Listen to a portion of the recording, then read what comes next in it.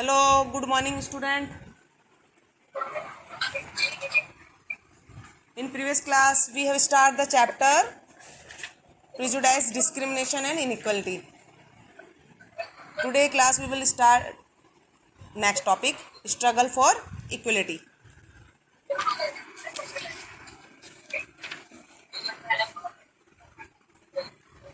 Struggle for equality means हमने क्या क्या स्ट्रगल किया इक्वलिटी के लिए उसके बारे में, ठीक है।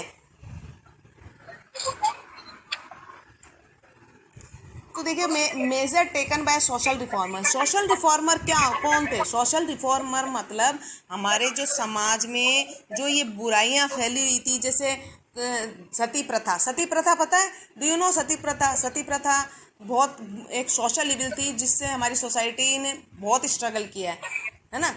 सोशल इविल्स थी।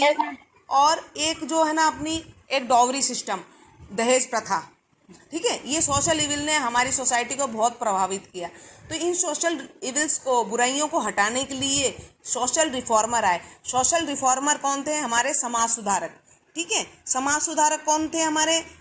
जैसे राजा राम मोहन राय, महात्मा गांधी, ये जो थे ना, ये हमारे समाज सुधारक थे। इन्होंने क्या किया, जो भी हमारे समाज में बुराइयां फैल रही थी, तो सती प्रथा। सती प्रथा में क्या होता था कि मतलब किसी उसका हस्बैंड, किसी लेडीज का हस्बैंड की डेथ हो जाती थी तो उसके साथ ही उसको भी क्या करते थे? जला देते थे, ठीक है। तो ये सती प्रथा को रोका गया, है ना। उसको रोकने के लिए कौन आए? हमारे समाज में समाज सुधारक आए, सोशल रिफॉर्मर आए। राजा राम मोहन राय, महात्मा गांधी, ठीक है, दयानंद सरस्वती, ये कौन थे? हमारे पिलर ऑफ सोसाइटी थे। ये पिलर ऑफ सोसाइटी, ठीक है। पिलर मतलब नींव, सोसाइटी की नींव थे। इन्होंने हमारी सोसाइटी की नींव रखी और हमारी सोसाइटी को इन बुराइयों से क्या किया? हटाया, ठीक है। जब ये सोसाइटी में ये बुराइयां रहेगी तो हम डेवलप नहीं हो सकते। डॉवरी सिस्टम देखो, दहेज प्रथा बहुत बुरी जो है ना, समाज में बहुत बुरी इविल थी ये। इसको मतलब आज भी है ये, लेकिन आज उस हद तक नहीं है जितनी पहले ज़्यादा थी, ठीक है। तो इसको बुरी तरह से हटा दिया इन सोशल रिफॉर्मर ने, और इसी से हमारा डेवलपमेंट हुआ। आज डॉवरी सिस्टम पूरी तरह से मतलब ख़त्म हो चुका है, ज़्यादा से ज़्यादा, ठीक है। तो ये गलत है, दहेज प्रथा जो है गलत है। दहेज प्रथा की वजह से ही जो है फीमेल फोर्टिसाइड्स जो थे, लड़कियों को मार दिया जाता था। तो इस बुराई को समाज से हटाया किसने? हमारे सोशल रिफॉर्मर ने। डॉक्टर अम्बेडकर, देखिए हमारे जो कौन है डॉक्टर अम्बेडकर, कौन थे बच्चों? डॉक्टर भीमराव अम्बेडकर वो थे जिसने हमारे संविधान के निर्माता कह सकते हैं, हमारे जिन्होंने हमारा संविधान बनाया, हमारे रूल्स एंड रेगुलेशन बनाए, जिससे आज भी हम वो चीज़ अपना रहे हैं और हमारा जो इंडिया है उस रूल्स एंड रेगुलेशन को फॉलो कर रहा है, ठीक है। तो हम कह सकते हैं हमारे जो डॉक्टर भीमराव अम्बेडकर थे वो सैल्यूट कर, मतलब हमारे लिए पूजनीय है, ठीक है।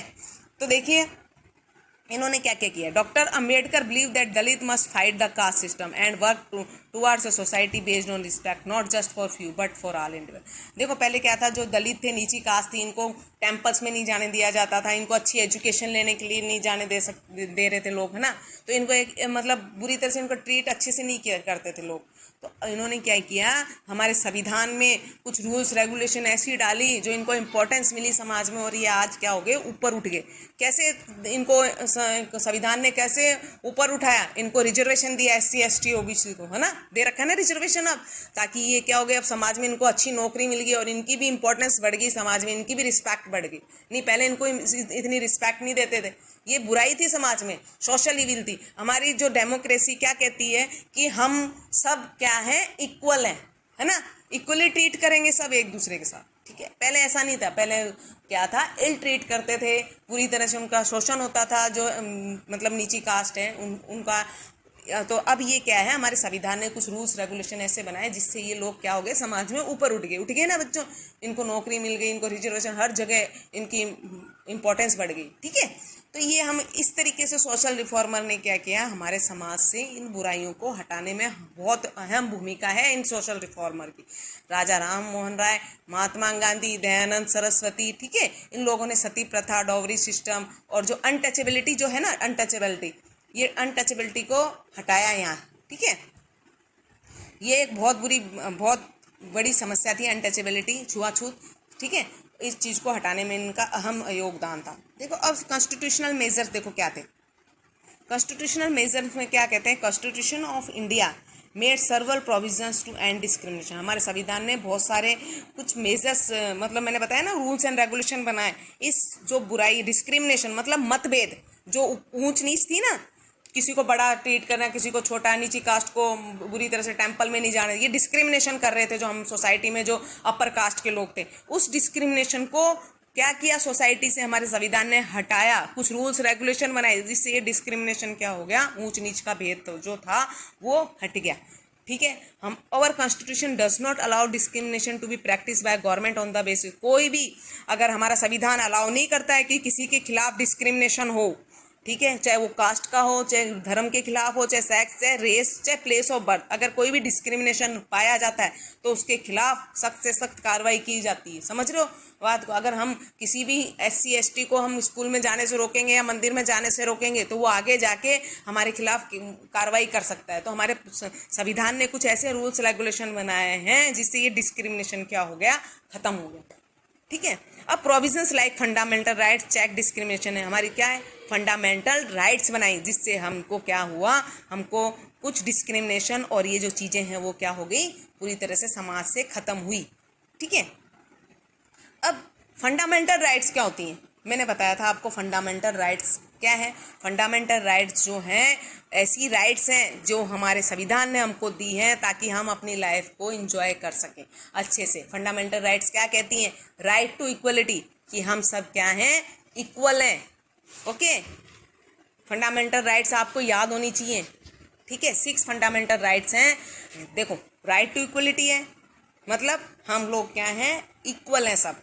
Right to freedom of speech and expression, हमको बोलने की स्वतंत्रता है और अपने विचार कहने की स्वतंत्रता है, हम एक्सप्रेस कर सकते हैं ना अपने व्यूज, फ्रीडम है हमको। राइट अगेंस्ट एक्सप्लॉयटेशन, अगर हमारा कोई भी शोषण करता है या हमको कोई मार पिटाई या कुछ भी हमारा होता है तो हम उसके खिलाफ बोलने का अधिकार है, हम कोर्ट में जा सकते हैं। ठीक है, राइट टू कॉन्स्टिट्यूशनल रेमेडीज, मतलब हमारे जो भी कॉन्स्टिट्यूशन में लॉज एंड रूल्स रेगुलेशन बने, हम वहाँ पर कह सकते हैं कि भी हमारा कुछ अहित हुआ है तो हमारे खिलाफ कोई अच्छी मतलब एक्शन लिए जाए। Right to freedom of religion, हमको धर्म, कोई भी धर्म अपनाने की स्वतंत्रता है। ठीक है, और कल्चर एंड एजुकेशन राइट, कहने का मतलब हम किसी भी स्कूल में जाके और कोई भी कल्चर अपना सकते हैं, कोई भी धर्म अपना सकते हैं, कोई हमको रोकेगा नहीं। ठीक है, ये हमारी फंडामेंटल राइट्स हैं। आपसे पूछेगा फंडामेंटल राइट्स बताओ तो आपको याद होनी चाहिए टच में, right to equality, right to freedom of speech and expression, right against exploitation, right to freedom of religion, culture and education right. ऐसा नहीं है कि आपको कोई भी स्कूल में, आप कैम्ब्रिज कोर्ट में जाओ, आपको अगर कोई नहीं मना रोकेगा कि भाई इसमें एडमिशन नहीं है, ऐसा कुछ भी नहीं है। आप किसी भी स्कूल में जाके एडमिशन ले सकते हो। ओके, आपके पास राइट्स हैं, आप जयपुर से बाहर भी जा सकते हो घूमने। ठीक है, कोई आपको बाउंडेशन नहीं है। लेकिन ये राइट्स पहले क्या थी, जब ब्रिटिश थे उनकी बाउंडेशन में रहते थे हम, वो हमको रोकते थे, वहाँ स्कूल में भी पाबंदी थी, बाहर जाने में भी, और वो इस तरीके से इल ट्रीट कर रहे थे, हमको बोलने की स्वतंत्रता नहीं थी, किसी भी चीज़ की हमको फ्रीडम नहीं थी ब्रिटिश के टाइम। ठीक है, लेकिन हम आज़ादी के बाद हमने क्या किया, कुछ राइट्स बनाई, हमारा संविधान बनाया जो हमारे रूल्स एंड रेगुलेशन पे काम कर रही है सरकार, और हमारी फंडामेंटल राइट्स हमको क्या कह रही है, एंजॉय कर, मतलब हम अपनी लाइफ को क्या कर रहे हैं, अच्छे से एंजॉय कर रहे हैं हमारी फंडामेंटल राइट्स की वजह से। ठीक है, ये चीज़ें हमको क्या है, इंजॉय कर, हम फ्रीली लाइफ को एंजॉय करें तभी कर पाएंगे जब हमारी फंडामेंटल राइट्स हमारे साथ होंगी। ठीक है, फंडामेंटल राइट्स नहीं होंगी तो हमारे कहीं ना कहीं हम क्या करेंगे, सफ़र करेंगे। ठीक है, अब देखो अनटचेबिलिटी, मैंने क्या बताया बच्चों, अनटचेबिलिटी मतलब होता है छुआछूत। ठीक है, जैसे है ना, मतलब नीचे कास्ट को नीचे बिठा देते, उनको टेंपल में नहीं जाने देते थे अपर कास्ट के, तो ये जो अनटचेबिलिटी है ना, ये हमारे संविधान ने अनटचेबिलिटी को हटाया है। और एक हमारे संविधान में एक बुक है बहुत मोटी लिखी हुई है, वो उसको 2 साल लग गए लिखने में, तो उसमें एक आर्टिकल है 17, वो हमारा क्या कह रहा है, हमारे संविधान का आर्टिकल 17 ये कह रहा है कि जो अनटचेबिलिटी है वो अगर कोई भी किसी के खिलाफ करता है गलत चीज ये, तो उसको वो क्या है, criminally offence and abolish by, कहने का मतलब उसको कार्रवाई की जाएगी, उसको सजा मिलेगी अगर कोई भी किसी के साथ गलत ट्रीट करता हुआ पाया गया तो इसने क्या मतलब, हमारे संविधान ने क्या कर दिया, कुछ रूल्स रेगुलेशन बना दी उस चीज को रोकने के लिए। ठीक है,